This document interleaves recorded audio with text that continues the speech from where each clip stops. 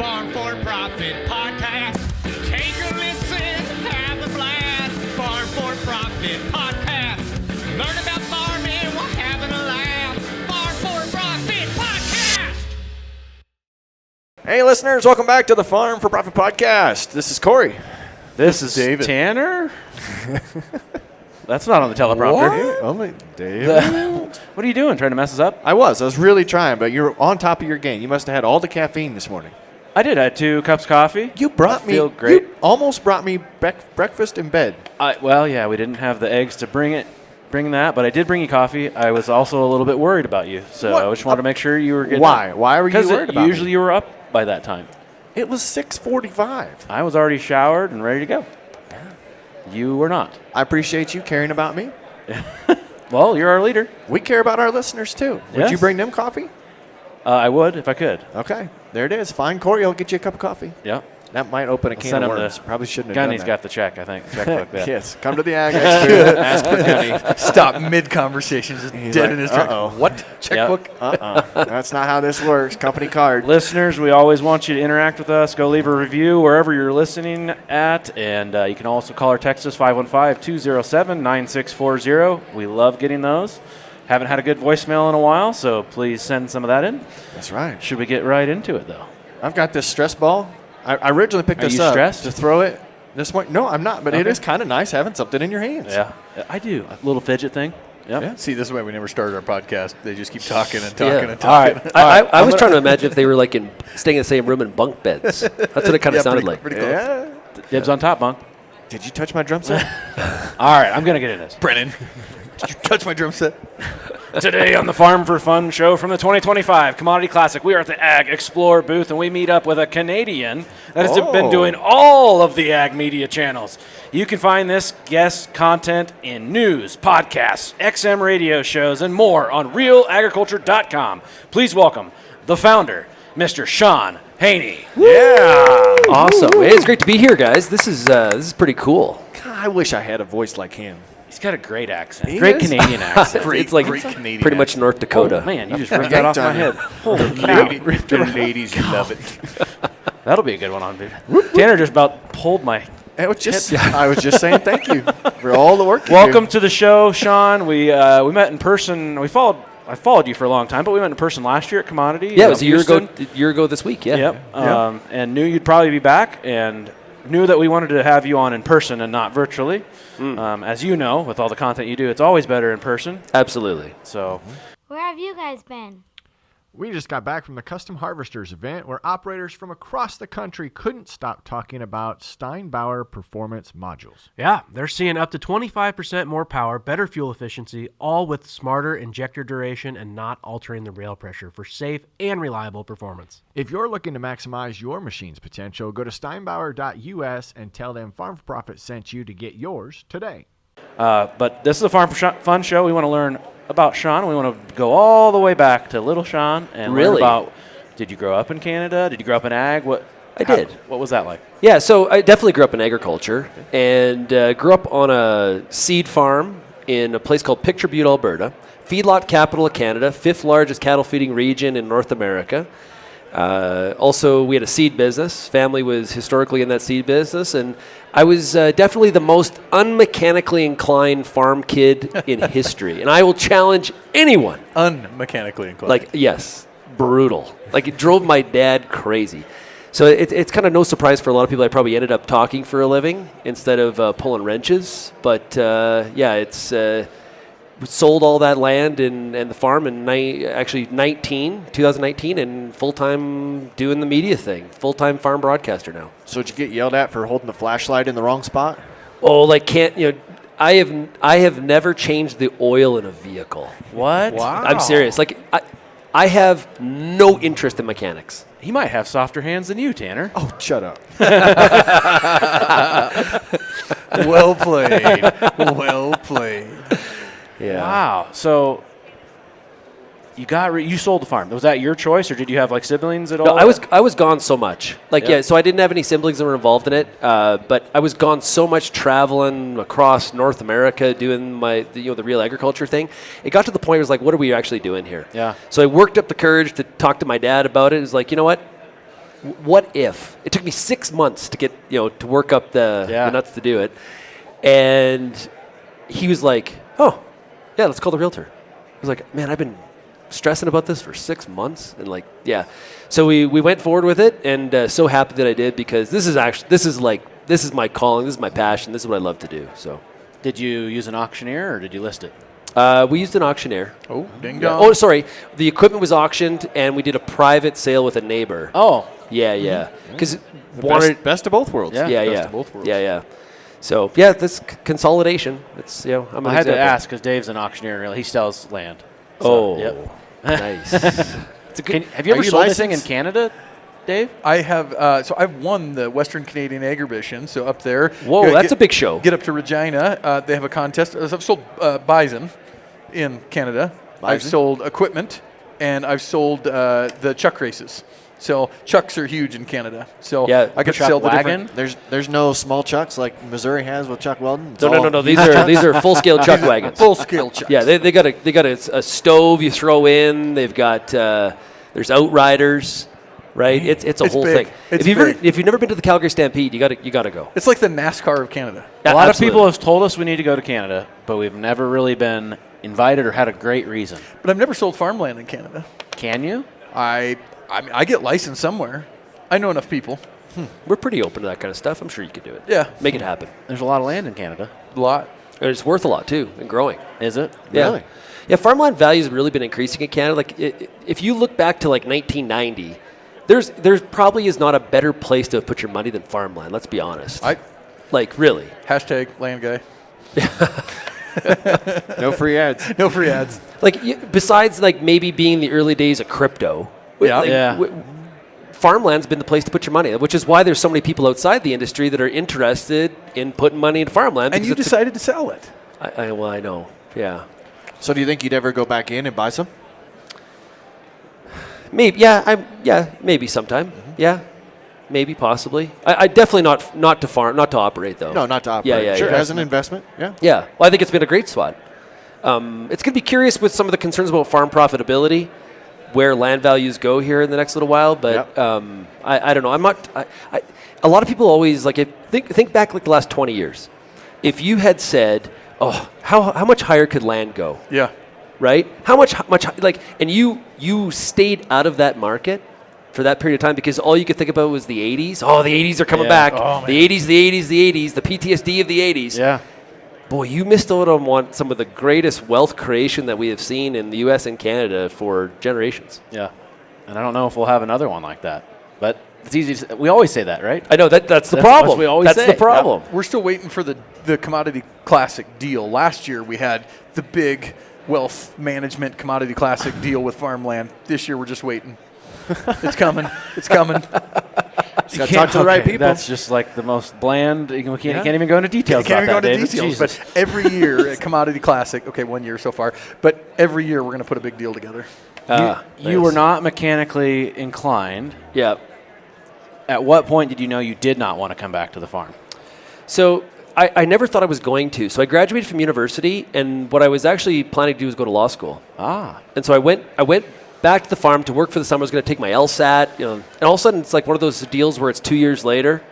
You're maybe a little bit more interested in the farm than you thought you were. You haven't taken the LSAT. You're like, okay, I guess I'm staying. And so that was actually my plan to stay and more from a run the farm, CEO of the farm aspect for sure. And as time went on, I kind of started this hobby of real agriculture at the same time in 2008, right when Twitter and YouTube were coming onto the scene. So it was well timed, and I was moonlighting doing that. Staying up all night to send a weekly email out to 300 contacts, and it kind of snowballed and kind of got going. I had enough people that were encouraging me to be like, "Hey, I kind of like this. This is kind of different, right? New media, right?" And then in about 2010, I got real encouragement when I had my first client or company say, here's a check. Oh. And at that point, it was like way beyond when they could ever justify sponsoring. Sure. You guys probably remember the first That's time where it started? Yeah. Wait, you It's- get paid to do this? Exactly. Wait a minute. What's happening here? Volunteering. Hey, don't tell these guys nothing, all right? Exactly. And it was what happened was I had some people that supported me early on, way before they could ever justify the marketing activity of it. It was just like, I want you to keep going. Yeah. And that was kind of like, That's okay, cool. let's go. That's right? really cool. Why'd you call it real agriculture other than the obvious term? Is there more to it? Is it deeper? Do you want to know the real story? Yeah. Okay, so I was a subscriber to, you know Jim Cramer on like Mad Money? Yeah. He had a website. There's the street.com, but the paid version was realmoney.com. I knew there was a story. Yeah. And so I just did Real Agriculture. How did you know that you wanted to do real agriculture? So I always wanted to be a broadcaster. So when I was in like grade 12 or something like that, senior year, my parents sat me down and they said, "Hey, what do you want to do with the rest? Like, we're not sure you're going to come back to the farm, but what do you want to do? We want you to get out." And I said, "Well, actually, I really want to be like a play-by-play guy, like baseball or hockey or something like that, right?" And my mom entertained it. She was like, "Oh, hey, where would you go to school for that?" And you were sitting there. After about 2 minutes, my dad's like had enough of it, and he's like, "Okay, so what you're really saying is you want us to support you the rest of your life." Okay, we'll kick that dream in the pants. Yep, So I always had an interest in it, and then when it worked its way to where I saw an opening for agriculture, I'm a really curious person. I love the opportunity to walk around at a place like Commodity Classic and interview people about their latest in technologies, their products, researchers about they've committed their life to some uber-focused, hyper-focused area and trying to help them tell their story.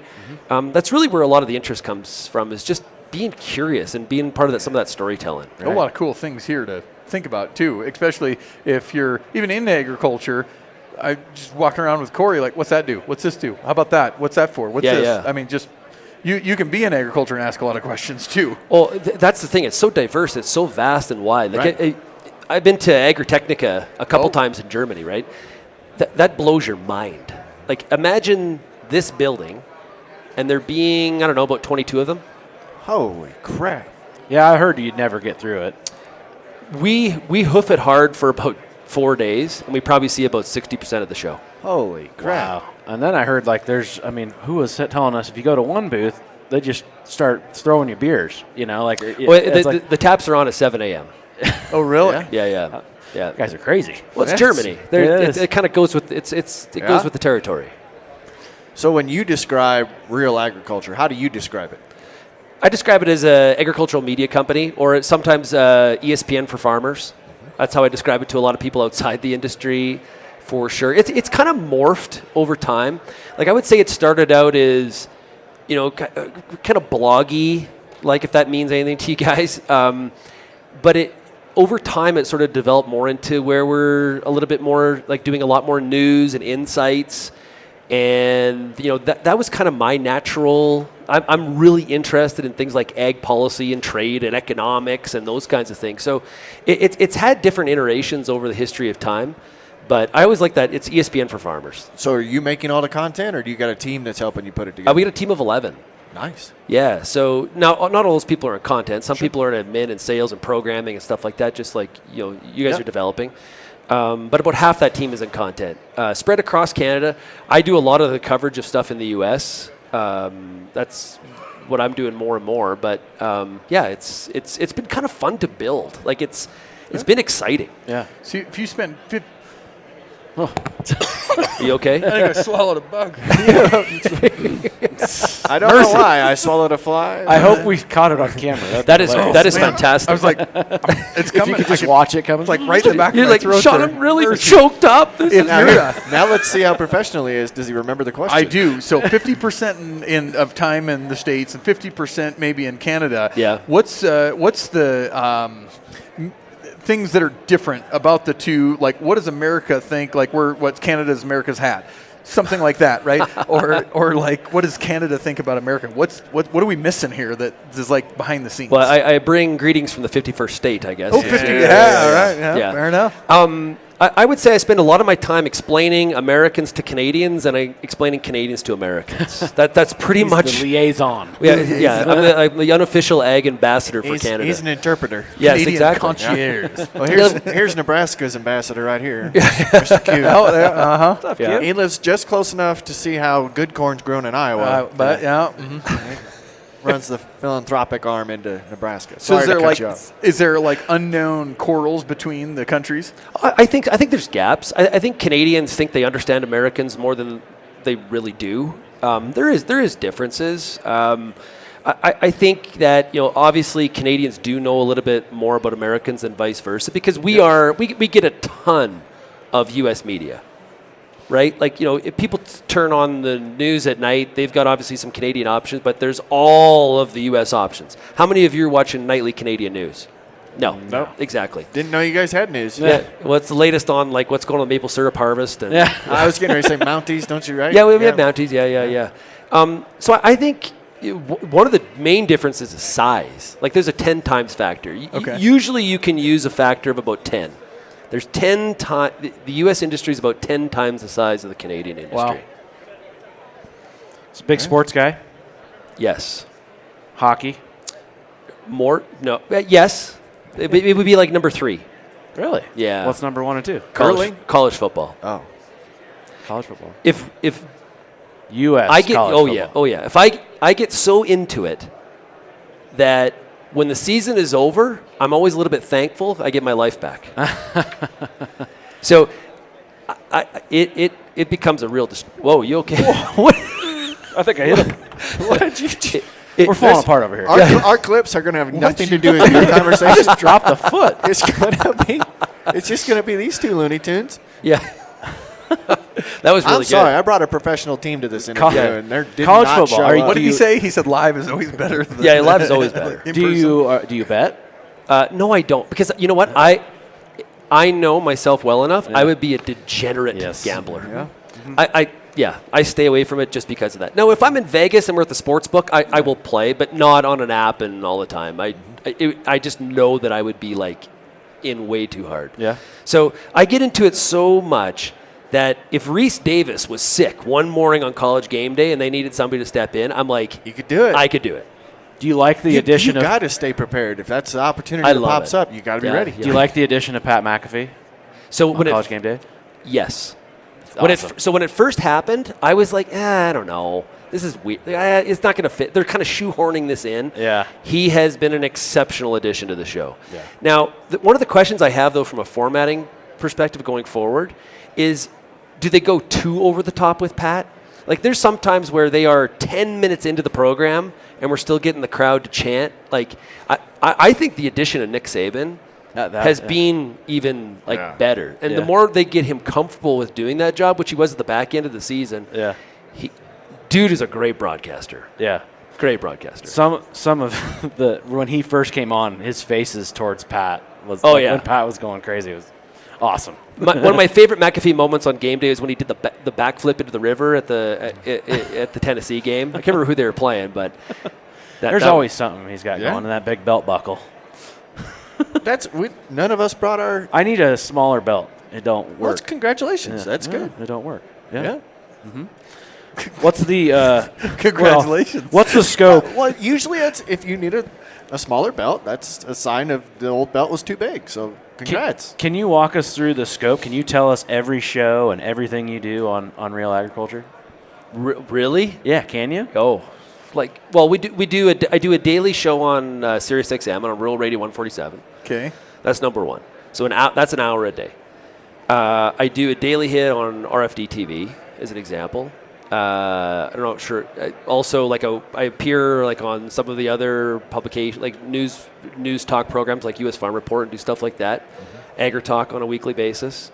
We do produce a whole bunch of podcasts as well. So, podcasts focused on farm management, podcasts focused on succession, podcasts focused on the markets. There's a whole stream there. Do you have a land podcast? We don't. We should. We need one. Yeah. Have you not you got to have a sidebar? I know. This is a good hustle. Yeah. But They don't get paid to do this. and I'm not sure you need them. I love the awkward silence after that. You're like, yeah. I heard what Shaun said. One of the biggest things is trying to especially in today's environment, trying to stay on top of everything. That is a struggle. Yeah. Trying to be informed and have a strong opinion about all of the different pathways and avenues, things that are happening from a trade perspective and policy. Like that is really one of my biggest anxieties, is trying to stay on top of all of it, because there's always something, especially when you're giving, like I do a lot of speeches across Canada and the US. And like, when you get to audience questions, it's like, hey, I got a question for you. And being able to have an intelligent answer, it's a wide swath of content. What's the craziest question you've ever had? Like, do you know Quick Dick McDick? I do. I mean, is that like a question you get, or is? There's stuff like that. Yeah. What's a crazy question? One of my favorites is like, hey, I remember being in Spokane, Washington one time. And they're like, yeah, I have a cousin in Toronto. You may know him. You may know. Okay. Uh-huh. I have a friend in Houston. Do you know him? Do you know him? We had a conversation the other day. They were asking us if we knew their relation in Ohio. We live in Iowa. Yeah. But it was synonymous in their brain. It was like, oh yeah, you guys have to be right next to each other. Yeah, like you're an ag. Idaho, Ohio is what that's called. So you have a ton of different media outlets that you went. So you made it. You proved your dad wrong, and you became broadcaster. Yeah. And you I want to geek out with you, because my kid loves college football. So I bought him license plate. My wife and I called him the D1 Yapper. So we made him he's like, oh, whatever, you're a yapper, to his little brother. So we called him the D1 Yapper. And then we bought him license plates and bought him a TikTok name, or we didn't buy the TikTok name and all that. Wow, but you're thinking ahead. I want him to be a sports broadcaster, but he will not get in front of the mic. Or he will, if you're recording him when he doesn't know. How old is he? I will tell you, that's probably the first hurdle he has to have if he wants to be a sports broadcaster. That's kind of important. He won't, but he's good at it. He knows every stat, every So player. he needs to be a radio broadcaster. Yeah. Something like that. Like, is there? How'd you take it from somebody trusted you with a couple shows, you got your first paycheck, to media company? Not caring what people think. Mm-hmm. Like if I had listened to the first 10 people I talked about this idea with, I would never would have started. They'd have shut you down. So you have to have you have to listen to people you trust. Yep. But at the same time, you just got to have the gall and the confidence in yourself to push through and really chase what you're passionate about. And I think a lot of people, they're like, but what are people going to think? I would come to shows, like, you got to imagine 2010, like, let's go back. I was the only person running around with a camera at a show like this. Mm-hmm. And I would go to the media room if I was given a media pass, and people would be like, I hope my job is never that. And now you go to the media room, and everybody has a camera. Yeah. Right? So, and again, I'm a really big person about emulation. And so one of the ideas that I had in terms of bringing a camera around was there was this, he's still around, Robert Scoble. He's a tech reporter. He had a website, The Scobleizer. And he would go to shows like this, like CES on the tech side, and he would interview people in booths. And I'm like, man, I could do that. Yeah. That's how I got the idea. Okay. Right? So all ideas don't have to be your own craft. You can emulate. Sure. Take it and mold it. Yeah. A lot of people ask me, like, hey, where'd you go to broadcast school? Like, how did you figure that out? Did not. No. Did you guys? No. No. That's real agriculture. Yeah. Right? Well, you emulated after Sharky, didn't you? Well, I asked Sharky a lot of questions, and I did nothing that he told me to do. Well, it's probably a good thing. But it was. I love Rob, but I'm just kidding. But Rob was so thorough in the way he explained why he did things the way he did, and that wasn't what I wanted. So I knew that, okay, we won't do that. But he's doing it because of this reason. I don't need that product. I don't need that mic. I don't need this setup, because this is the vision that we And have. he's cheap. Well, and here's the other part of it, too. Not only do you have to believe in yourself and, don't listen to, don't be thinking about what people are going to think about you, but also be yourself. Mm-hmm. And, on your guys' show, it's you, right? It's your personality, your style. Yeah. Not trying to be somebody else. It has to be. If you're going to try and fake this, that'd be exhausting. Yeah. And I think there's a lot of people that fail in this because they're scared what people are going to think. They think it's going to be instant results. It's not. No. It's a grind. Yeah. And they think it comes with something around, hey, I want to be famous. And that is I don't care anything you're doing in life, if your goal is that, you are never going to find any sort of happiness. Right. That's fair. I've been emulating to be like Corey as a farmer, but now everybody just hates me. So Yeah. Oh, jeez. I just got to not care what people think. He's one of those aggressive types. Is that what? That didn't just happen, Dave. So, Jesus. You're the ESPN of agriculture. That's what you're describing yourself as. Yeah. Hold on. You said no. You said settle it that down you there, settle are. it Yeah, down. you write that down. You said you work with like RFD TV and all that, which I would consider legacy ag media. Did you have headwinds when you came in from legacy ag? I never felt it. Yeah. I never felt it. Once I got to those steps, where I felt the headwinds was when I first started coming to shows with a camera. Because I wasn't print, I wasn't TV, I wasn't radio, so I was very non-traditional. Yeah. So I can remember in Saskatchewan there was a show I went to where I couldn't get a media pass. The guy running the media room was like, "Yeah, you're not media." And so I had another friend there that was in the media who's a writer with a magazine, and he vouched for me. He's like, "Give him a pass." So there was headwinds there. Like I was just a web guy. Like at that time, it was way less common. It was way less common. We still have those headwinds. We walked into this show, and Rachel, who's way more media than the three of us, got denied media access. Really? Yep. She does not have a media pass. She's got an exhibitor's badge, and she's our boss. We got to change that. She's literally, And she had an email saying she was approved. Yeah. That's crazy. Yeah. Which it is kind of wild, but I think back to the first Commodity Classic that I did interviews at was in New Orleans. Yeah. And I walked into that media room, and there was an awful lot of laptops, and there was an awful lot of they weren't quite cassette tape recorders, but it was the recording device that you just put back between both of you. And I showed up with a 2-channel, well, it was 4-channel soundboard, 2 mics, and my laptop, and we were doing interviews, like back and forth. And the style was way different than the news prompter and taking notes and everything. It was a free-flowing conversation. Yeah. And it took some looks.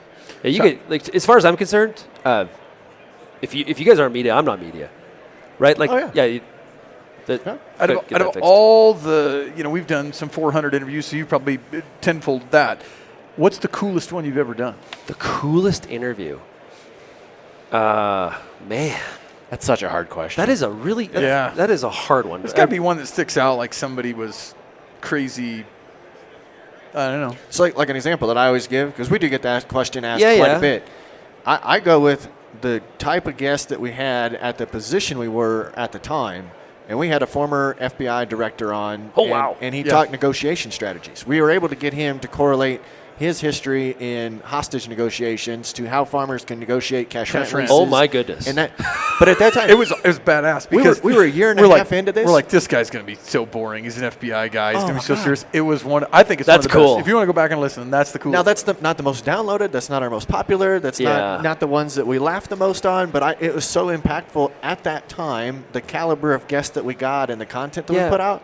So I have interviewed former prime ministers. Yesterday I had a very interesting interaction with the Secretary of Agriculture in the media scrum, which we could talk about. Yeah.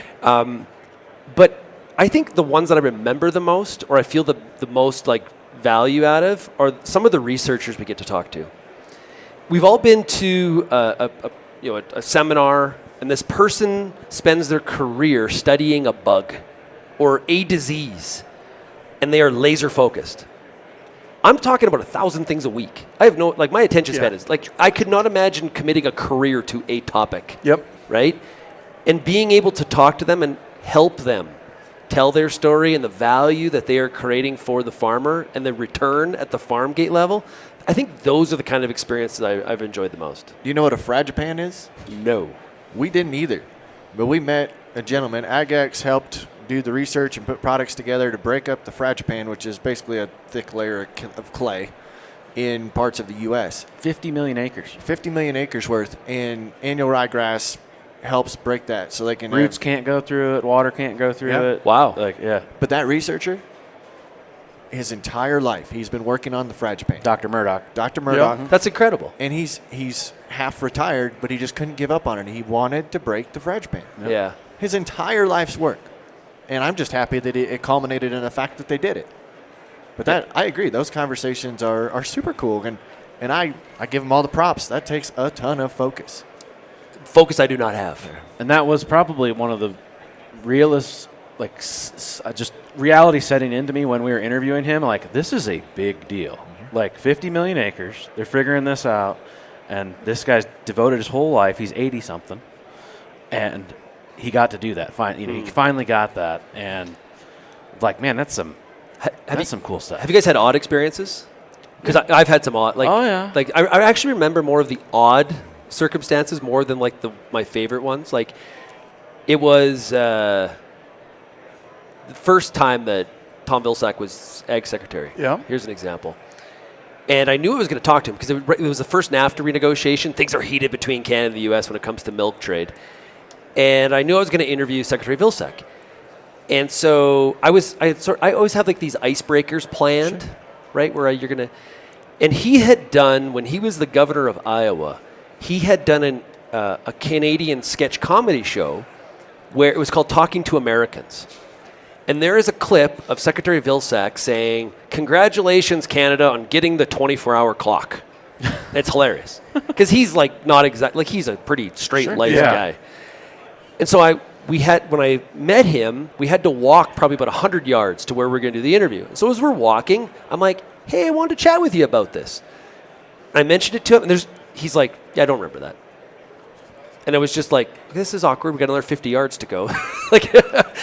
And it was funny. 2 weeks later, I got to interview the guy that did that sketch comedy show, and I told him the story, and he laughed his ass off because he's like, "Yeah, it happened. It was all planned." So, like, just weird stuff like that. What was the story at the media scramble with the Secretary of Ag? Well, a lot of the U.S. media guys were giving me a hard time about like first of all, how'd you get let in? This feels like a total breach of security that we let a Canadian in. Your passport? Yeah, exactly. Yeah. So what happened was she gave a little bit of a speech and then started taking questions, like a gaggle, right? Which is kind of fun. And there's always like an order of who gets like, there's some seniority in that room. Like I'm not putting my hand up first. Let's just say that. So they got through some of the people that have priority. Then she was going to leave because she thought she had to be on stage. And I actually yelled out, "You have another hour." So then she heard that, and she was like, "Okay, I'll keep asking questions." So she went to somebody, and then I was like she was going back and forth, and I was right in her line of sight. And I had my arm up, and like there's a picture of me like this, actually, that they posted. And I asked a question about tariffs. If there's a concern about the cost of fertilizer in the U.S., putting a tariff on Canadian potash, 87% of the potash that's used in the U.S. comes from Saskatchewan. Yeah. How does that reconcile, and what are you telling the president on tariffs? And she looks like, and I have it all on video. I actually posted it on social and stuff, but she's looking right at me. She goes through her answer, and at the very end, she says, "And I am aware of that." So it was pretty cool. Yeah, it was pretty cool. So then after it was over, somebody had said to me, "Well, it was nice knowing you." Looked you right in the You are now on a special list. Yeah. It's like the governor of, was it Maine with Trump? Yes. Oh, The yeah. other day. Are they here? Are they here? Yeah. Is the governor here? Is the governor here? Let's. Well, you're not going to have a career in politics. Yeah, Just telling you. It's over. You're not very good. Good luck to you in this broadcasting world. Yes, exactly. Farmers, you do it all. So should your technology. Level up your equipment with the latest innovations from AgLeader. From sure force downforce control and sure speed high accuracy planting to right spot individual nozzle control, AgLeader has you covered. And now, with the new In-Command Go displays, you get unparalleled visibility and control, keeping critical information at your fingertips. Upgrade today and reap the benefits this season. Visit agleader.com or contact your local AgLeader dealer to get started. Since you spend 50% of your time down here in the States, I think you should just start checking a bag of potash every time you come. Just bring it to my farm. I didn't think that's where you were going with that. I got to tour a Nutrient Potash mine. Yeah? That was cool. Yeah. I've seen, there was a lot of people that in this last few months that went on one of those tours. Yeah. Must have been a media thing. It was, yeah. Oh, yeah, media. That goes like, how deep does that go in the ground? A mile. Holy cow. A mile. Is it a mile in Canada? It depends where you are, how close you are to the border. Yes. Yeah. My dad talks in Fahrenheit. Like if you go to if you go to Windsor, which is south of Detroit, which is like a weird fact that a lot of people don't know. It's like a lot of the radio broadcasts are in Fahrenheit, and like it's a weird thing. It's the metric system, and we're like a combo where still talking feet, but the road lines are in miles, but the speed limit's in kilometers. And then where it gets really confusing is like on formulations, like for herbicides and stuff like that. Oh, we did learn about that. Like where it's like grams per acre, like things like that. Yeah, it's really. Why do you guys spell things wrong? I was going to ask you the same thing. Like labor. Favorite. We like to put U's in words. Yeah. Yeah. And E's at the end of things. We're very pro U. Pro U. Like catalog, UE. Oh. Labor has a U. Yeah. Color has a U. And Yeah. E's. You guys Dave are fans of E's. Yeah, Dave we could are. get behind this. Yeah. You are. Well, Maybe your phone's Canadian because might you be. voiced a text I and it voiced a never text. spells it right. Yeah. Really? Well, Haver's pretty much Southern Canada. It was Southern Canada. Where Southern I grew up. Canada. Yeah. At the end of the day, there's really like some of the funny word stuff, or how like, is it roof or Roof. or Yeah. Roof or roof. Creek or crick. Well, we were talking about crick and creek Aunt earlier. or ant. Process. No, it's process. Process. How do you say Mum? How do you say the Or mom? full word of LP? Of The which? LP, the clean burning fuel. How do you say that word? Propane. Propane. Well, you can't give them the answer. Can't give him the No, answer. it's propane. How would you say it? Oh, that was too quick. That was you too have quick. to emphasize the pro. They said. Propane. Propane. Yeah. Propane or propane. With the way you say industry is strange. Industry. You add a syllable, kind of like Drag it out. industry. Like Industry. I sort of So like it's a cadence. yeah, It's a yeah, cadence. it's a cadence. Yeah. That's good.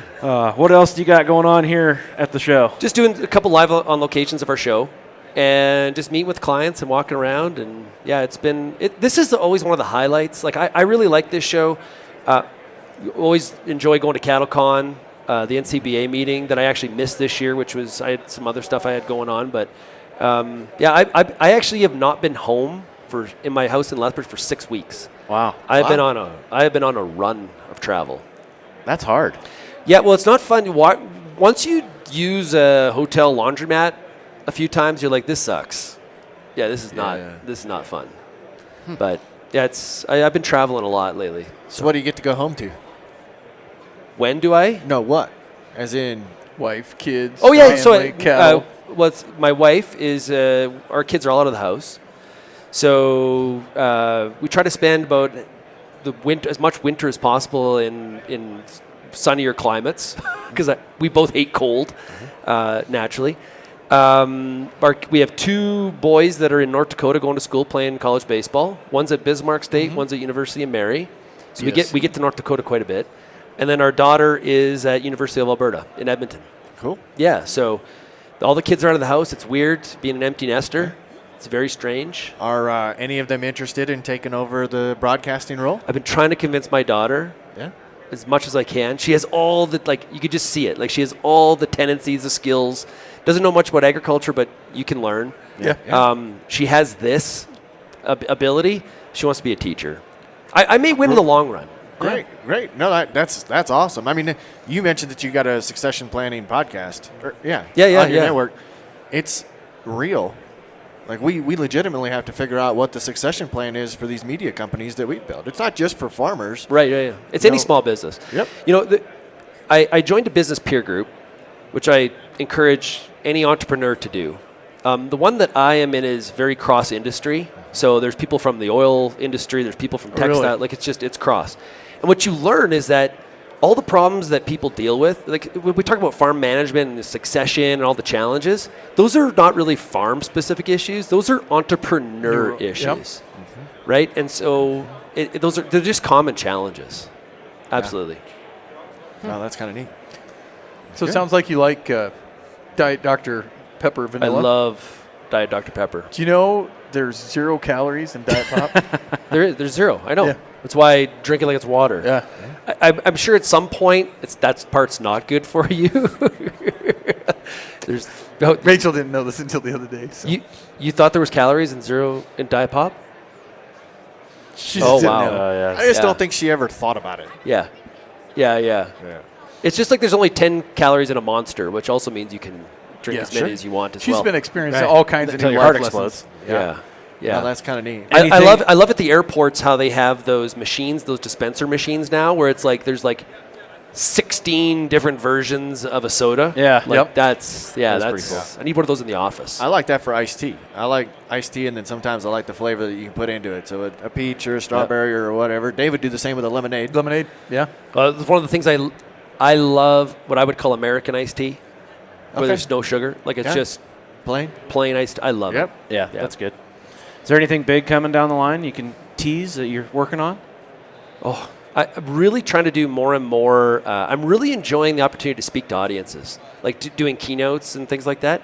So I've really been working on trying to do more of those things in Canada and in the U.S. And we're having a lot of fun because we spend a lot of time talking to a wall. Yeah. Right? And Cool to engage. Imagining the audience. I love being on stage and entertaining people and talking about some big issues, important issues, but also having that engagement with the audience. Yeah. I just find that so rewarding. So when do you go live today? What time? 1 o'clock. Every day at 1 o'clock? No, it's 4:30. Every day it's on Rural Radio at 4:30 Eastern. Okay. Yeah, we're just doing a recording today. Yeah, we're not live, but well, we may come crash it. No, just I don't think it's on the schedule. Some hecklers. Your schedule. Look at this. Your schedule looks that is wow. It's on point. So I've been doing this for a lot. I am not that organized. I'm impressed. Thank you. You would maybe be described as anal retentive. If I could describe anxiety, it'd be this. Yeah. When you work with these two, it's like so you only have one to manage. He's got no control over these two guys. It's like trying to rope a ghost. Oh my God. Herding cats. Herd cats. You talked about that gaggle around Secretary Rollins. It's trying to get these two from one spot to the next. Can't do it. It's hard. Yeah.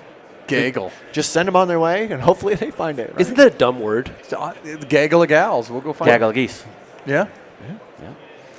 Well, Shaun, thank you for coming on the show. You guys are awesome. And honestly, you guys are doing awesome work. I've been following you on social and listening to some of the episodes. You guys it's really a lot of fun, and you're yourselves, and keep on rocking it, man. Yeah, thank you. It's great. We try. We need more of these kinds of formats. We agree. 100%. Yeah. That's always weird when someone goes, hey, did you see that new podcast? You got a competitor out there. It's like, you have no idea. There's not enough. There's not enough good content. Yep, not enough perspective. Yep. Well, and I think another part of it, too, is people think that it's easy. And I don't want to sound like old guy on my lawn or get off my lawn. Get the hose. I got up at 4 a.m. and started podcasting. Yeah. But, it takes appreciation for the craft and the grind of it. And clearly you guys have it and keep on going. There's a lot of people that think it's just all it is really about the discussion. And that's actually that's the fun part. That's the cream. There's a lot of other stuff around it that I think is really that showcases who succeeds and who doesn't. Yeah, we've tried to help others get started, and we've seen so many start and fail, and I've seen a lot. Yeah, I saw one guy was so eager he was going to do it. He was coming off of what I call the Rob Sharkey effect, where Rob started and he just shot to and that's very uncommon. Yeah. This guy kind of thought it was going to be like that. He did one episode, like 5 downloads, and he quit. That's not very good. That's not very good resilience. Consistency is key. Yeah, not even a try. I'm an army of one. Yeah, exactly. That's cool. No, this was a pleasure. Glad that we were able to fit into your show down here. This is means a lot to us, and it means a lot to our audience. So if they want to find you, how do they look up your content? Yes, they can go to RealAgriculture.com. They can also find us across all the different social media platforms like Instagram, and X, and YouTube as Real Agriculture. So just search us out, and you can see me across all the different U.S. media properties as well. So we don't just do Canadian content. There's a lot. We have a lot of trade stuff to talk about right now, specifically, and farm profitability issues. Very common stuff. And so, please check out RealAgriculture.com. I love it. Great. Well, crack a cold one. You deserve it.